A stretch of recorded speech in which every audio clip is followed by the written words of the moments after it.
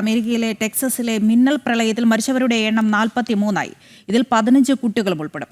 850ഓളം പേരെ രക്ഷപ്പെടുത്തിയതായി അധികൃതർ അറിയിച്ചു. കാണാതായവർക്കായുള്ള തിരച്ചിൽ തുടരുകയാണ്. വേനൽക്കാല ക്യാമ്പിൽ നിന്ന് 27ഓളം കുട്ടികളെ കാണാതായതായും റിപ്പോർട്ടുകൾ പുറത്തുവരുന്നുണ്ട്. എന്തൊക്കെയാണ് വിശദാംശങ്ങൾ? തീർച്ചയായും ഇപ്പോൾ നമുക്ക് ലഭ്യമാകുന്ന ഏറ്റവും പുതിയ വിവരങ്ങളനുസരിച്ച് വാർത്താ മാധ്യമങ്ങളെല്ലാം തന്നെ പുറത്തുവിടുന്ന ഏജൻസികളെല്ലാം തന്നെ പുറത്തുവിടുന്ന വിവരങ്ങളനുസരിച്ച് 43 പേർ കൊല്ലപ്പെട്ടു എന്ന വിവരമാണ് അന്തിമമായി ലഭ്യമാകുന്നത്. 43 പേർ മരിക്കുകയും ഇതിൽ 15ഓളം കുട്ടികളുണ്ട് എന്ന വിവരവും പുറത്തു വരുന്നുണ്ട്. മറ്റൊരു സുപ്രധാന വിഷയം എടുത്തു പറയേണ്ടത് മേഖലയിൽ നടന്നിരുന്ന ഒരു സമ്മർ ക്യാമ്പിൽ നിന്നും ഇന്നലെ 20ഓളം പേരെ കാണാതായി എന്നായിരുന്നു പ്രാഥമികമായ റിപ്പോർട്ടുകൾ പുറത്തു വന്നത്. ഏതാണ്ട് ഇത് സ്ഥിരീകരിക്കുകയും ചെയ്തിരുന്നു ബന്ധപ്പെട്ട അധികാരികളും. പക്ഷേ ഇന്നിപ്പോൾ അതേ ക്യാമ്പിൽ നിന്ന് തന്നെ കാണാതായവരുടെ കണക്കുകൾ പരിശോധിക്കുമ്പോൾ അത് 27ആയി എന്നൊരു റിപ്പോർട്ടുകളും പുറത്തു വരുന്നുണ്ട്.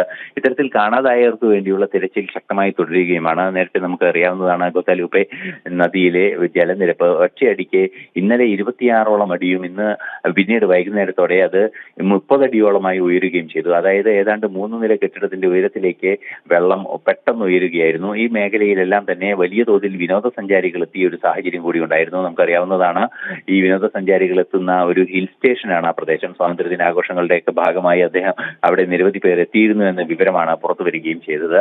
അത്തരത്തിൽ ആ മലമ്പ്രദേശമായ മേഖലയിൽ വലിയ തോതിലുള്ള ഒരു മഴ മലയുടെ മുകളിൽ പെയ്യുകയും ഈ നദിയിലെ വെള്ളം പെട്ടെന്ന് ഒരു മിന്നൽ പ്രളയമായി ഉയരുകയുമായിരുന്നു. ആ വെള്ളം ഉയർന്നതോടെ പരിസരത്തേക്കെല്ലാം തന്നെ വെള്ളം പടരുന്ന ഒരു സാഹചര്യമുണ്ടായി. അത്തരത്തിൽ വൻതോതിൽ വെള്ളം നിറഞ്ഞു ഒഴുകിയ ഒരു പശ്ചാത്തലത്തിലാണ് സമ്മർ ക്യാമ്പ് ഉൾപ്പെടെയുള്ള പ്രദേശങ്ങളിൽ വെള്ളം കയറുകയും വലിയ തോതിലുള്ള ആൾനാശത്തിലേക്ക് കാര്യങ്ങൾ നീങ്ങുകയും ചെയ്തത് എന്നാണ് അറിയാൻ സാധിക്കുന്നത്. ഇപ്പോൾ 27 കുട്ടികളെ സമ്മർ ക്യാമ്പ് നടന്നിരുന്ന പ്രദേശത്ത് നിന്നും കാണാതായിട്ടുണ്ട്, പെൺകുട്ടികളെ കാണാതായിട്ടുണ്ട് എന്ന വിവരങ്ങൾ, സ്ഥിരീകരിക്കപ്പെട്ട വിവരങ്ങളും പുറത്തു വരുന്നുണ്ട്.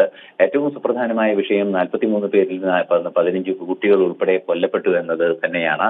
തീർച്ചയായും വലിയ തോതിലുള്ള രക്ഷാപ്രവർത്തനങ്ങൾ അവിടെ തുടരുന്നു എന്ന വിവരങ്ങളാണ് ലഭ്യമാകുന്നത്. തുടർന്നും ഇനിയും രക്ഷാപ്രവർത്തനങ്ങൾ കൂടുതൽ കാര്യക്ഷമമാക്കേണ്ടതുണ്ട് എന്നൊരു നിർദ്ദേശവും വരുന്നുണ്ട്.